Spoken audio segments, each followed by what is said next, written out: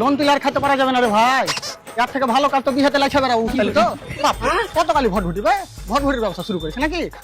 এখানে বাবা টাকা নাই, টাকা বিক্রি করে খাইলেছে গ্যারেন্টি কি? আর এখানে মুলাই বোনা ছিল, মুলাই গেলা তুলে গেছে নাকি? ভাবনা যে দুটো শাক গেলা তুলে যাবো মুলাই। আর এটা যেখানে সেখানে ঠেকাস না, দাম আছে তোর থেকে বেশি, ভালো মতন চেহারা লেছে একটা তো বইছি চুপটা দাঁড়াতে বেশি কথা বলবি না।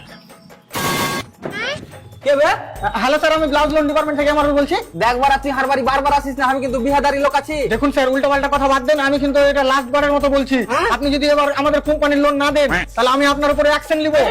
ভালোর কথা, তুই হারবারি যেভাবে প্রত্যেকদিন আসিস মনে হচ্ছে আমার চুমালা চ্যানেল লিখিত।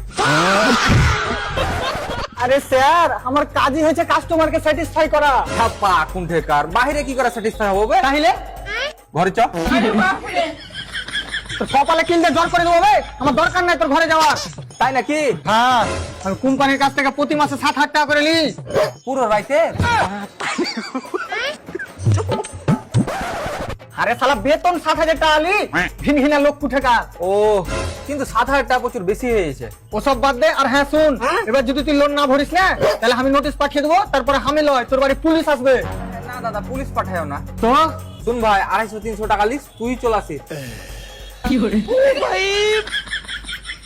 रोम रोम भाइयों। দেখুন স্যার, নোংরা ভাষা ইউজ করিয়েন না, আমার এখানে সব রেকর্ডিং হয়েছে। শোন খ্যাপা, রেকর্ডিং তো পুরনো যুগে হইতো। ঘরে চ, মুভি তৈরি করবো। লোন তুলে আর খাইতে পারা যাবে না, বুঝতে তো? এক কাজ করবি কি, বিয়েতে বিয়েতে ড্যান্স বেরোবো, ভালো একটা পার্টি আছে, তোর কিন্তু ম্যাচ খেলা বানাবো। হ্যাঁ, ম্যাচ খেলা থাকবো। मेरी ही मिला दे बनी, कभी लुक है मेरी ही जिगर ना कर